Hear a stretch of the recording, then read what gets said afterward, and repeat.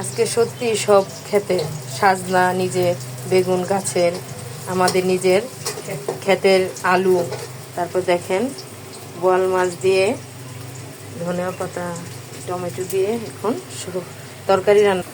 এখন পেঁয়াজগুলো ভাজা ভাজা করে এখন পেঁয়াজ মরিচের সাথে আদা রসুন দিয়ে হলুদ মরিচের গুঁড়ো একসাথে এখন কষাবো। জিরে গুঁড়ো দিয়ে মশলা কষাবো। মশলাটা যত কষাবেন তরকারিটা তত মজা লাগবে। সবজিগুলো মশলার ভিতর দিয়ে দিব, কষাতে হবে। এখন তরকারি কষিয়ে পানি দিয়ে দিব।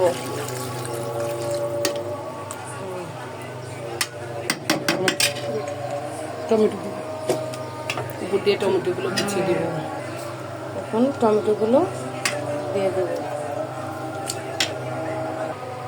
এই তো মাছ দিয়ে দিলাম। এখন কমপ্লিট হয়ে গেল সাজনার সবজির তরকারি।